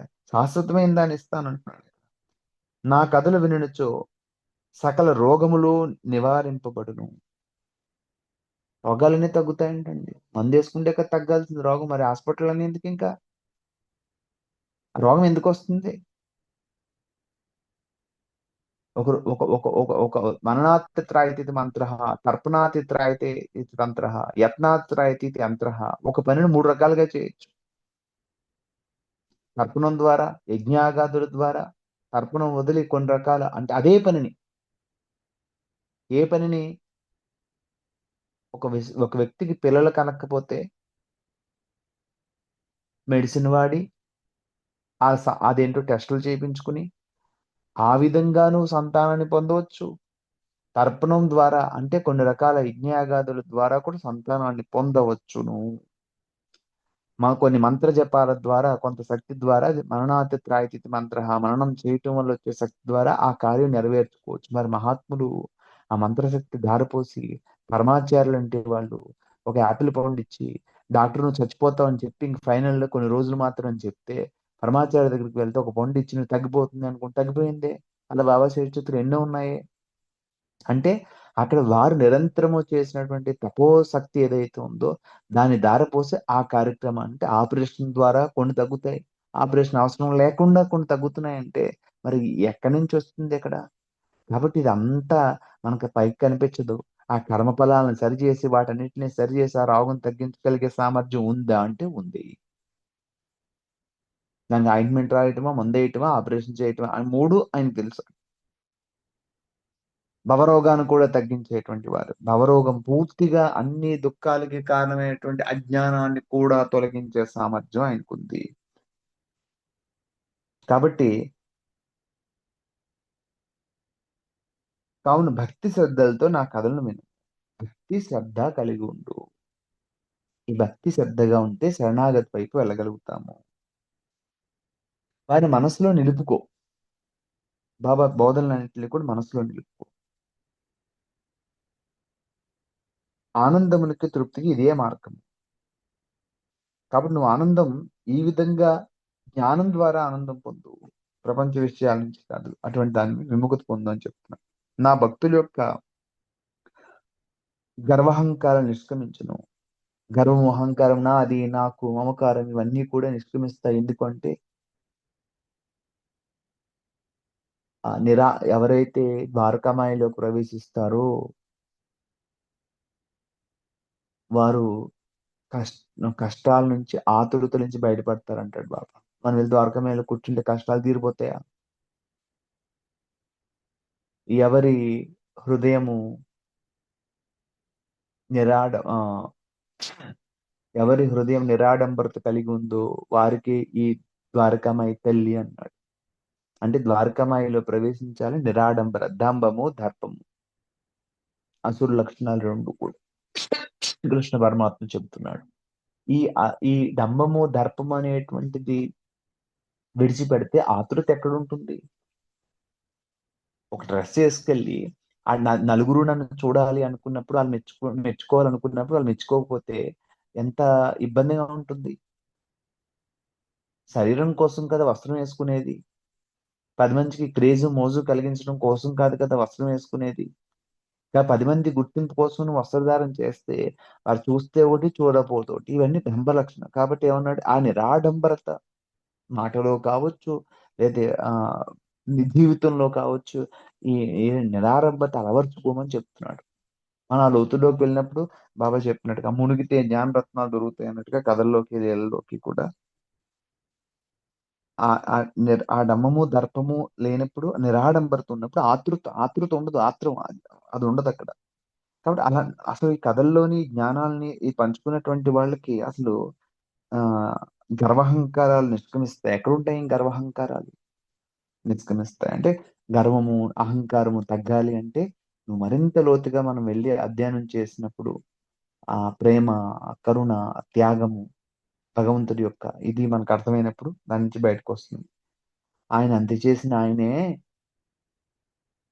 నేను భక్తుల యొక్క ఎక్కడో అంటాడు, మలములో ఒక పురుగుని అంటాడు. అక్కడ అశుద్ధంలో పురుగుని అంటాడు. అశుద్ధంలో క్రిమి ఏంటండి? బాబా అశుద్ధంలో క్రిమి అని పోల్చుకోవడం ఏంటి? అంత తక్కువగా పోల్చుకున్నాడు ఏంటి? నీ అశుద్ధంలో క్రిమిని అంటే అక్కడ నిజమే, అశుద్ధంలో క్రిమే. ఏది అశుద్ధము? మాయ అనేటువంటిది అశుద్ధం. ఆ క్రిమి చెలించేటువంటిది, అహం స్ఫురించేటువంటి ఆత్మయేది. ఎక్కడుంది? అందరి హృదయాల్లోనే ఉంది ఆత్మ. కానీ దాని చుట్టూరు ఏముంది? అశుద్ధమే కదా, మలమే కదా, మలమే కదా, మలినమే కదా, మాలిన్యమే కదా. నేను దేహం అనేటువంటి అహంకార భావంతో కూడుకున్నటువంటి, భావజాలంతో కూడుకున్నటువంటి మాలిన్యమే కదా. ఆ మాలిన్యంలో ఆత్మ ప్రకాశిస్తూ ఉంది అక్కడ. కాబట్టి చూడండి, ఆయన అంత సమర్థుడు, అంత ఒదిగి ఉన్నప్పుడు మరి ఇంత మిడిమిడి జ్ఞానం ఉన్నట్టు మనం ఎంతవరకు ఎగసిపట్టం ఎందుకు అని విశాలత వస్తుంది. బ్రాడ్ మైండ్ అంటారు, విశాలత వస్తుంది ఇవన్నీ తెలియటం వల్ల కథలన్నీ కూడా. నా లీలలు విన్నవారికి శాంతి కలుగును. మనపూర్వకమైన నమ్మకము గలవారికి శుద్ధ చైతన్యంలో తాదాప్యము కలుగును. మనపూర్వకమైన నమ్మకము కలిగినటువంటి వారికి ఆ విశ్వాస స్థితి వచ్చినప్పుడు వారు శుద్ధ చైతన్యంతో తాదాప్యత చెందుతారు. ఏదైతే నిన్ను నడిపిస్తున్న ఆధారం ఉందో, అందరి హృదయాల్లో నివసించేవాడు నేను అంటున్నాడు, ఆ హృదయంలో ఉన్నటువంటి ఆ భావాన్ని మనం అప్పుడు అందుకోగలుగుతాము. ఆ శుద్ధ చైతన్య స్థితి అనేటువంటిది కలుగుతుంది. సాయి సాయి అను నామము జప్తించుకున్నంత మాత్రమున చెడు పలుకుటి వలన, వినుటి వలన కలుగు పాపములన్నీ తొలగిపోతాయి. బాబా చెప్తున్నాడు. అంటే ఇలా ఎన్నో సూచనలు ఇచ్చాడు కదా. సాయి సాయి అంటే చెడు పలుకుటి వలన, వినుటి వలన కలిగే పాపాలు పోతాయి. దాన్ని రివర్స్ చేయండి. సాయి సాయి అంటే సాయి సాయి అను నామము జప్తి అందించుకున్నంత మాత్రం చెడు పలుకుట వలన, వినుట వలన కలిగే పాపాలు పోతాయంటే, అంటే చెడు పలకటం, అది వినటం వల్ల పాపం వస్తుందనే కదా అర్థం. పలకటం ఎందుకు, పాపం తెచ్చుకోవడం ఎందుకు, కడుక్కోవడం ఎందుకు? అలవాటైన మనసుకి అది కష్టం కాబట్టి అందుకే అన్నాడు. ఈ లీలలో కథలు చదువుతూ ఉన్నప్పుడు ఒక పండరీపురం భక్తుల కథలు చదవండి. అందుకే బాబా ఎప్పుడు ఏకనాథ భాగవతం, జ్ఞానేశ్వరి అని చదివించేవాడు కదా బాబా స్వయంగానే అక్కడ. అది ఏ భక్తి యొక్క చరిత్రలు చదివినా అక్కడ ముందు మనం చాలా చిన్నగా అయిపోతాం. అంటే అంత అంత గొప్ప భక్తులు దగ్గర అహంకారం ఇంక లేగదు అక్కడ. ఒక నాగమహాశయుడి విషయంలో ఇటువంటి చూస్తే, రామకృష్ణుని శిష్యులు చూస్తే గనుక. కాబట్టి నామమాత్రము చేత అది గుర్తుంచుకుంటే చెడు పలుకుడు వలన, వినుట వలన పోతాయి. మనం అర్థం చేసుకుంటే ఎందుకు ఊరికే చెడు పలకటం, బాబా చెప్పాడు కదా! ఎందుకయ్యా చెడు పలుకుతుంటావు వాళ్ళు వీళ్ళ గురించి? అందరూ అతనిలో ఉన్నటువంటి మంచి విషయాలు మానేసి పంది అమేధ్యం తింటున్నట్టని చెప్తాడు కదా! ఇది ఏమవుతుందంటే చదివినప్పుడు బాబా మీద ఇష్టం ఏర్పడినప్పుడు ఆటోమేటిక్‌గా మనకి ఆహ్, ఆయన చెప్పినయి ఆచరించాలనేటువంటి ఒక ఇది కలుగుతుంది. అందుకే చూడండి భక్తులు ఆటోమేటిక్‌గా ఆ బోధనలు తెలియకుండానే ఆచరణలోకి వచ్చేస్తూ ఉంటాయి. ఇప్పుడు సాయి పైన పైపోత, మందులు, ఆపరేషన్ దేనికైనా సమర్థుడే. అనేక జన్మలను తెచ్చుకున్నట్టు అజ్ఞానాన్ని తొలగించి లోపల ఉన్నటువంటి ఆత్మజ్ఞానాన్ని అనుభవంలోకి తెప్పించేయడానికి కూడా ఆయన సమర్థుడే. వ్యవహారికమైనటువంటి లౌకికమైన విషయాలను తీర్చడానికి కూడా సమర్థతే. అంత సమర్థత ఉన్న డాక్టర్ దగ్గరికి వెళ్ళినప్పుడు మనం అన్నీ ఆయనకు వదిలేసి బెడ్ మీద హాయిగా పడుకుంటే ఆయన చూసుకుంటాడు. కాబట్టి సాయి సమర్థుడు ఎన్ని జన్మలకైనా కూడా వచ్చి తీర్చేటువంటి సమర్థత ఆయనకుంది. లౌకిక, అలౌకికమైన విషయాలను కూడా ఆయన సరిచేసేటువంటి సమర్థత ఆయనకుంది కాబట్టి ఈ ఈ గురు మార్గంలో శరణాగతి ఎక్కువ కనిపిస్తుంది. విచారణ అనే దానికన్నా శరణాగతి ఎక్కువ కనిపిస్తుంది. కాబట్టి ఈ ఎలా మనం శరణ చెందాలనేటువంటి విషయాన్ని గురించి ఇవాళ మనం ప్రస్తావించుకున్నాం. ఎవరైనా ఏమైనా సందేహాలు ఉంటే 1, 2 చూసుకుని మనం ముగిద్దాం. టైం 8:30 అయింది. ఎవరైనా ఏమన్నా సందేహాలు ఉంటే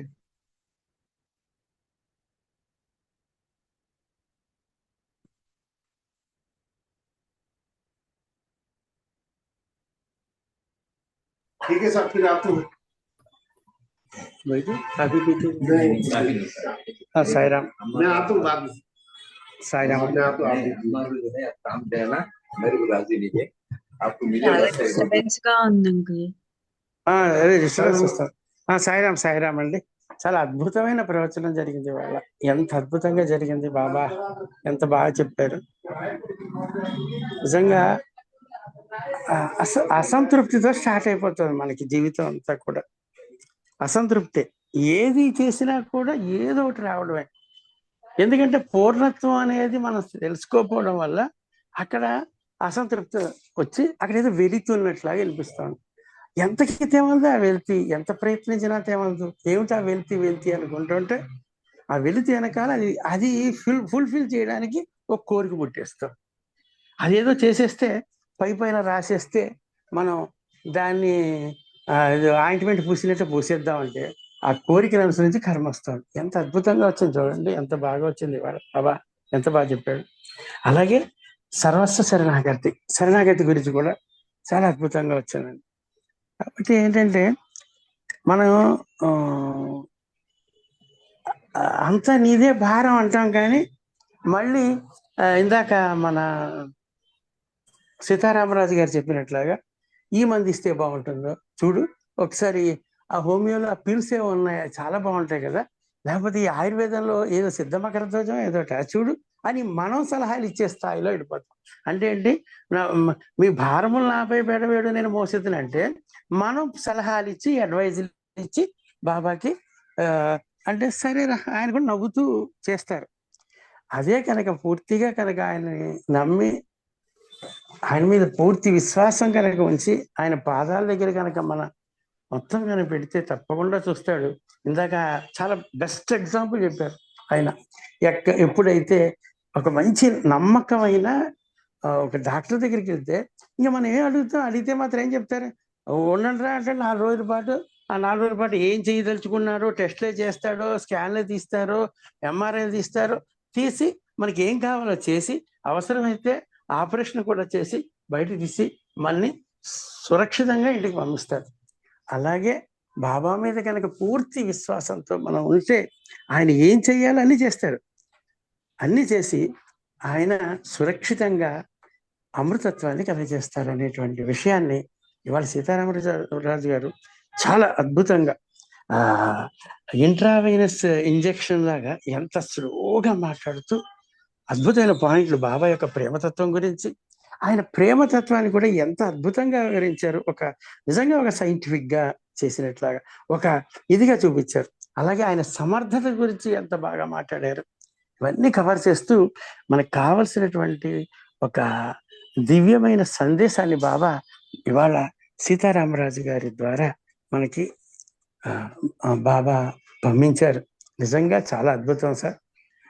ఇవాళ అందరూ కూడా మంచి ఆనందంలో ఉన్నారు. ఇవాళ సైలెంట్ విండర్ ఆఫ్ సైలెన్స్ లో బ్రహ్మాండంగా విన్నాం అందరం కూడా మేము. ఇలాగే బాబా దయ వల్ల ఇంకా దీన్ని కంటిన్యూ చేస్తూ మళ్ళీ వారం కూడా వస్తే బాగుంటుందేమో. అవకాశం ఉంటే చూద్దామండి. మళ్ళీ వారం కూడా వస్తే, ఎందుకంటే ఇది కొంచెం కంటిన్యూ అవుతే ఇదే ఇదిలో మనం కంటిన్యూ అవ్వచ్చు. ఇందాక అన్నారు చూసారా, అది మత్తులో ఉన్నట్లాగా కొంచెం ఉంటే బాగుంటుందేమో అని మీ అవకాశాన్ని బట్టి చెప్తే నెక్స్ట్ వీక్ కూడా మీరు కంటిన్యూ అయితే బాగుంటుంది. చిన్న కోరిక, అది బాబా ఇష్టం, మీ ఇష్టం అనుకోండి. అంత సంకల్పం అయింది, చేసేది కూడా అయింది. అప్పుడు అవకాశం బట్టి తప్పకుండా చూద్దాం. అలాగే ఎవరైనా మాట్లాడవచ్చు. ముగిద్దాం ఇంకా. అదే ఎవరైనా చెప్పండి ఒక్కసారి. చెప్పింది రీక్యాప్ చేసినా పర్వాలేదు. ఏమన్నా మనకి డౌట్స్ ఉన్నా కూడా అడగచ్చండి. సాయిరామ్. సాయిరామ్ అండి. సీతారామరాజు. నమస్కారం. నమస్తే అండి. చాలా చాలా బాగుంది. నా క్వశ్చన్ ఏంటంటే, ఇప్పుడు మీరు అన్నారు ఒకటేమో కరెక్ట్, అంటే ఒక చీర కట్టుకెళ్తేనే ఎవరన్నా పలకరించకపోతే, అంటే ఎవరన్నా చెప్పకపోతే అది తెలియని ఒక బాధ వచ్చేస్తుంది.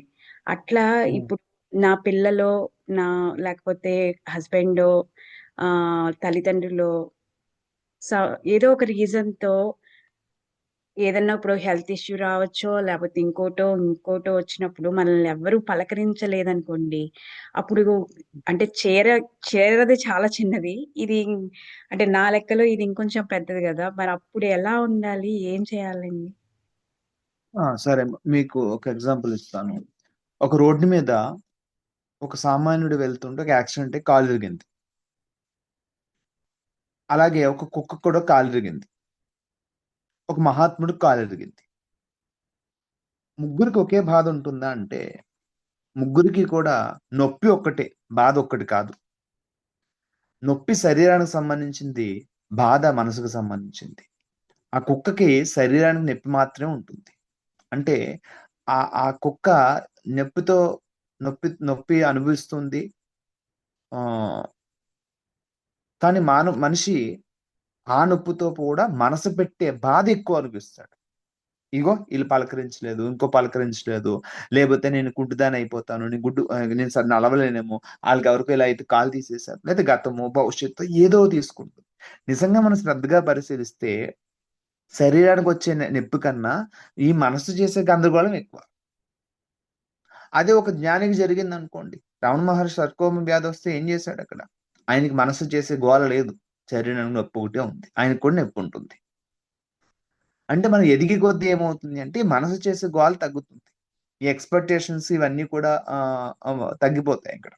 అంటే అందులోనే ఉన్నప్పుడు మనకు అనిపిస్తుంది అది కనీస ధర్మం కదా, కొడుకు పట్టించుకోవాలి, లేకపోతే తల్లి పట్టించుకోవాలి, వీళ్ళు ఇలా చేయాలి, ఇది చేయాలి అని అందులో ఉన్నప్పుడు ఏదో సీరియల్ ఒక మూడ్ లో ఉండిపోయినట్టుగా, లౌకికమైన దాంట్లో ఉండిపోయినట్టుగా, ఒక సెంటిమెంట్ గా అదేదో కరెక్ట్, అది ప్రేమ, అది న్యాయము, అది ధర్మం అనిపిస్తూ ఉంటుంది. అది మాయ అనేది అర్థం కాదు. మీకు శరీరం నొప్పి లేకుండా ఉంటుంది. ఇప్పుడు ఒకసారి మనకి ఎలా ఉంటుందంటే, ఆ శరీరాన్ని నొప్పి తగ్గడానికి వాళ్ళు మందు ఇచ్చినా సరే వాళ్ళు పలకరించకపోతే మనకు బాధ.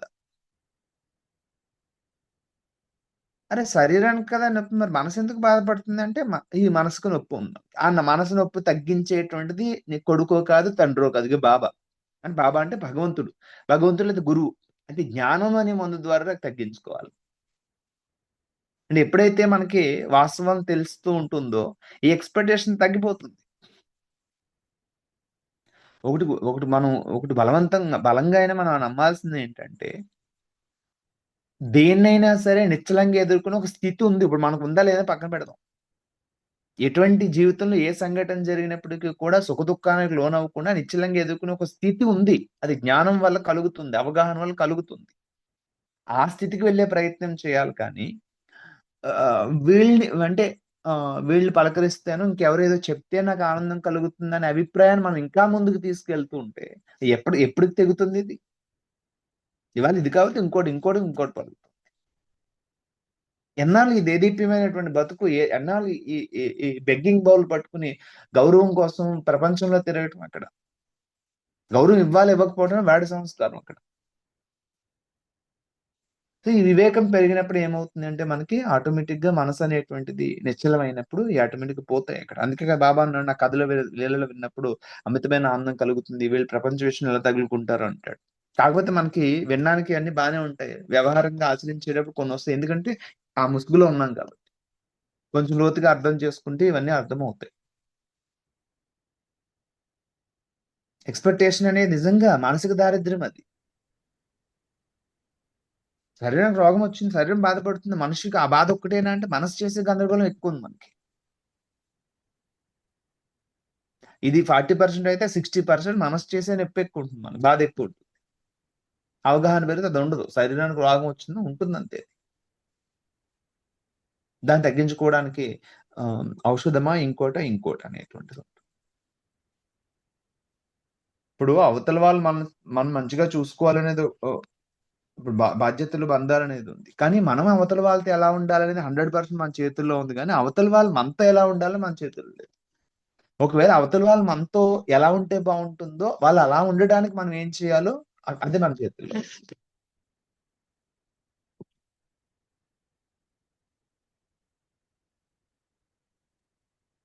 అర్థమైందమ్మా? అర్థమైందండి. చాలా చాలా థ్యాంక్స్ అండి.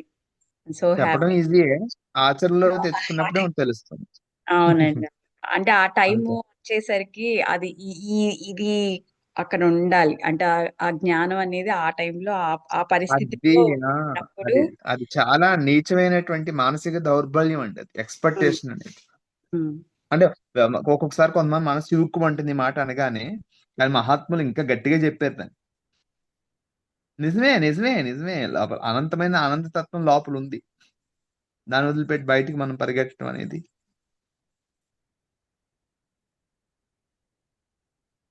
సరే, ఇంకెవరైనా ఉన్నారా? ముగిద్దామా? ఏమన్నా అమ్మా ఇంకెవరైనా ఉంటే డౌట్స్ కానీ లేకపోతే ఏమన్నా చెప్పండి అమ్మా. ఇవాళ మంచి స్పీచ్ బాబా మనకి ఇచ్చారు. వాళ్ళు చాలా బాగుంది, చాలా దగ్గరలో మనకి ఇదిగా ఉంది కదా. ఇవన్నీ మన కోసమే అన్నట్లాగే చెప్తున్నారు బాబా.